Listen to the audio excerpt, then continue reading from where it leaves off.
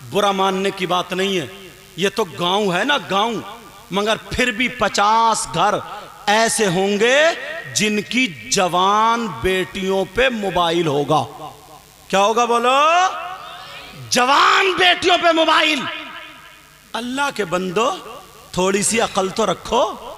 3 रोटी खा रहे हो, 1.5 तो कम से कम बर्बाद कर रहे हो, तो 1.5 तो फिर भी काम में लाओ। क्यों दिया बेटी को मोबाइल?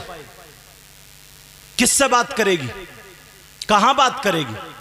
कौन है रिश्तेदार अलग से? तुम तो अब्बा हो ना, तुमसे पूछ रहा हूं मैं, कौन है इसका ऐसा रिश्तेदार जो जवान कुंवारी बेटी को मोबाइल दे दिया? कौन है इसका जो बात करने को दे दिया? तुम अब्बा हो के दुश्मन। बात करेगी किससे करेगी? व्हाट्सएप चलाएगी, कहां चलाएगी? फेसबुक चलाएगी, कहां चलाएगी? यूट्यूब चलाएगी, क्या देखेगी? मुझे बताओ, जवान बेटियों को मोबाइल क्यों दिया है? अरे ये किससे बात करने दिया है? आज जब पूरी बिगड़ जाती है, जब बातें होने लगती हैं, रात के 12-12 बजे तक मोबाइल पे चैटिंग कर रही है, लफंगे लड़के लगे पड़े मोबाइल पे। मैं तुमसे पूछना चाहता हूं, ये मां को पता है मेरी बेटी किससे बात कर रही है? और जब मां को पता नहीं है तो बता, तू मां बनी क्यों? 24 घंटे साथ रह रही है, पता नहीं चला तेरी बेटी किससे बात कर रही है? बाप को तो पता नहीं है, ये बेचारा काम पे चला गया, मगर ये माँ के करतूत है सब। बिगाड़ने का काम माँ का है, माँ का। माँ को पता है मेरी बेटी जीने पे खड़ी हुई बात कर रही है, नल पे खड़ी हुई बात कर रही है, लिहाफ में कमरे में अंदर बात कर रही है, छत पे आधे घंटे से किससे बात कर रही है? माँ ने क्यों नहीं पूछा? मोबाइल दिया क्यों है? और जब बिल्कुल बिल्कुल बेइज्जती होने के सर पे आ जाती है तो ये माँ अब मगरमच्छ के आंसू निकाल रही है और रोते हुए आती है अब्बा के पास, यानी अपने शौहर के पास। कह रही है पता नहीं मेरी बेटी को क्या हो गया, मेरी बेटी तो बड़ी शरीफ थी, मेरी बेटी तो बड़ी अच्छी थी, लगता किसी ने दिमाग फिरवा दिया, लगता है इस पे जादू हो गया, लगता है इस पे जिन हो गया, लगता है इस पे भूत। कुछ नहीं आया। इस माँ की कमर पे 3 लठ मारो और गिरा दो। बता तेरे कारनामे क्या हुए? इस माँ की कमर पे लठ मारो। तेरी जवान बेटी थी, तूने इसको दुपट्टा क्यों नहीं उड़ाया?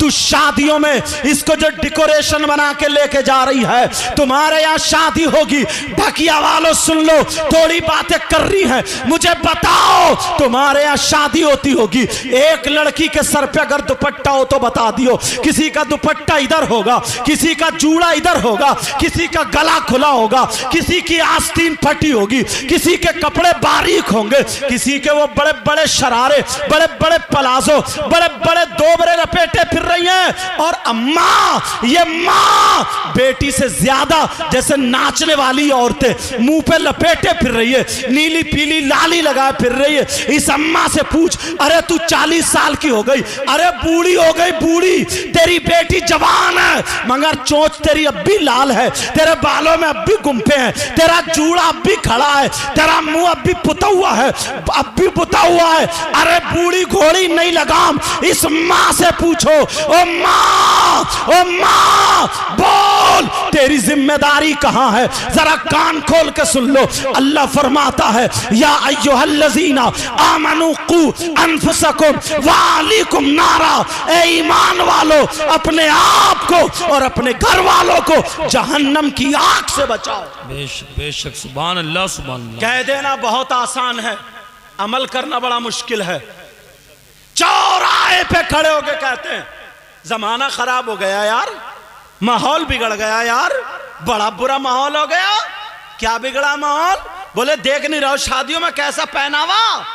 मैं इन्हीं से पूछ रहा हूं, ये आसमान से उतरी है, ये जमीन में पैदा हुई है, ये आलूओं के खेत में आई है, नदी में बह के आई है? बताओ, हमारी तुम्हारी बहन बेटियां आई, बोलो है कि नहीं? हमारी तुम्हारी बहन बेटियां। कौन सुधारेगा? कोई इमाम सर पे दुपट्टा रखने जाएगा? कोई आलिम जाकर के उसका आंचल संभालेगा? ये माँ बाप की जिम्मेदारी है। आज के जलसे से ये सबक लेकर के जाओ, हर माँ बाप अपने अपने घर की जिम्मेदारी संभाल ले, इंशाअल्लाह पूरा माहौल संभलता हुआ नजर आ जाए। सुभान अल्लाह सुभान अल्लाह। मगर बाप जानबूझ के अंधा बना पड़ा है, आंखों पे चर्बी है चर्बी। कोई नहीं कहता, शादी में सब देख रहे हैं, चचा ताऊ मामू खालू सारे देख रहे हैं, मगर बोलने की किसी में हिम्मत नहीं। दूसरे की बेटी को मत बोलो, अपनी बेटी को तो बोल सकते हो। और भाइयों नौजवानों, तुमसे यार मुझे बड़ी उम्मीद थी, कम से कम तुम्हारे माँ बाप बूढ़े हो गए नहीं जानते, तुम तो जानते हो ना माहौल कैसा है। तुम ही इस लायक हो जाते कि तुम अपनी बहन के सर पे आंचल रख देते, तुम ही इस लायक होते कि अपनी बहन को दुपट्टा उड़ा देते। मगर अफसोस तो यही है, अफसोस तो यही है, तुम कैसे अपनी बहन को दुपट्टा उड़ा सकते हो। तुमने अपनी शक्ल देखी है, तुम्हारे हाथों में चूड़ी और कड़े और तागे बंधे हुए। अरे चूड़ी और कड़े पहनने वाला ये भाई कौन से हाथ लाएगा जो अपनी बहन के सर पे दुपट्टा रखे। कानों में कुंडल पहनने वाला भाई अपनी बहन के सर पे कैसे दुपट्टा रखेगा बोल। नाक में नथुनिया पहनने वाला भाई, गले में चैन पहनने वाला भाई, तेरी मेरी बहन बेटियों को छत पे खड़े होकर तकने वाला भाई, मोबाइल से बातें करने वाला भाई। अरे बोल, तेरे यहां शादी होती है, कोई प्रोग्राम होता है, ये बड़े बड़े डीजे रख के घोड़ों की तरह कूले मटकाने वाला भाई, नचकैया है नचकैया, ये नाचने वाला भाई कौन से हाथ लाएगा। कहां है तू, अपनी बहन के सर पे आंचल रख दे, कौन रखेगा नचकैया भाई। अल्लाह, वो सैयदा ज़ैनब थी यार, वो हुसैन की बहन थी जिनकी तबीयत खराब हो गई, उनके शौहर ने दवा ला के दी, तबीयत ठीक नहीं हुई।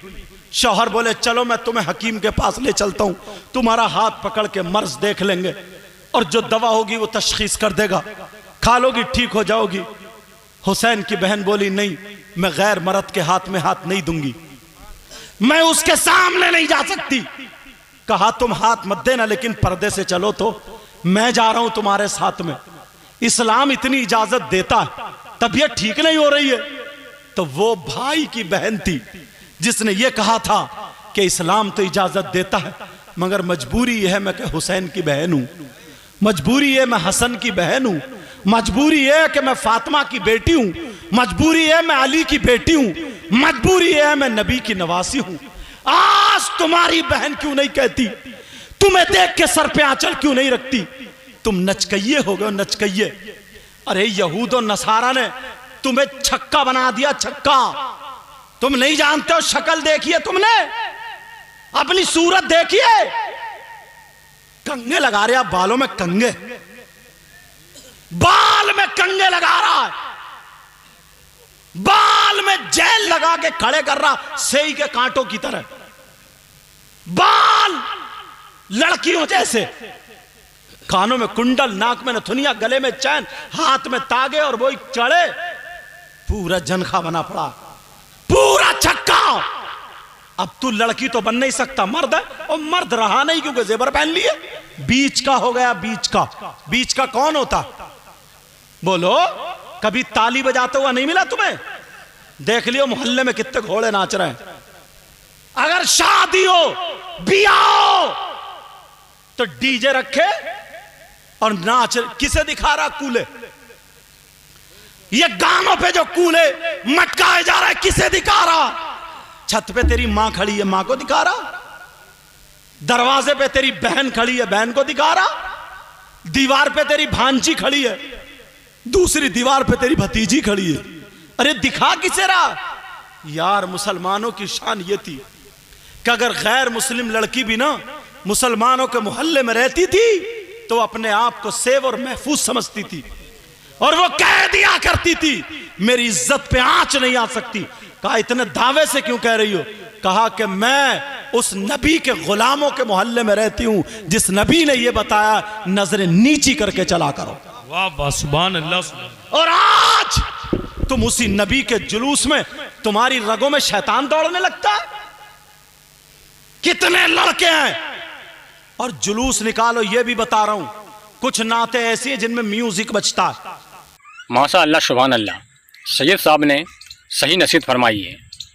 दोस्तों, ये जो बयान है एक ऐसा मुद्दा है जिस पर कि सभी लोगों की राय एक मत नहीं हो सकती, यानी कि हर आदमी की राय जो है वो एक तरफा नहीं हो सकती है। किसी की राय कुछ और होगी, किसी की राय कुछ और होगी। यानी कोई तो ये कहेगा कि सैयद साहब ने बिल्कुल सही कहा है और कोई ये कहेगा कि सैयद साहब ने गलत कहा है। यानी कि लड़कियों को भी थोड़ी मतलब आज़ादी मिलनी चाहिए, थोड़ी छूट मिलनी चाहिए, कुछ लोग ऐसा कहेंगे। तो मैं इस बात पर ज़्यादा आप लोगों से कुछ ज़्यादा नहीं कहूँगा, क्योंकि जो कुछ भी कहना था वो सैयद साहब ने कह दिया है। इस्लाम के दायरे में रह के इस्लाम में जो तरकीब है, जो तरीका बताया है, उस हिसाब से उन्होंने जो कहा है वो मुझे तो लगता है कि सही कहा है। तो आप लोगों का क्या कहना है? आप लोगों को क्या लगता है कि सैयद साहब ने जो कहा है वो सही है या मतलब गलत कहा है? तो आप लोग कमेंट में अपनी राय बता सकते हैं और ये बताइए कि सैयद साहब ने जो कहा है वो सही कहा है या गलत कहा है। आप लोग कमेंट ज़रूर कीजिए। और दोस्तों, ये तकरीर आपको अच्छी लगी हो तो वीडियो को लाइक कीजिए और हमारे चैनल को सब्सक्राइब कीजिए। और दोस्तों, इसी तरह की और धमाकेदार तकरीरों को जानने के लिए आप हमारे चैनल को जरूर सब्सक्राइब कीजिए।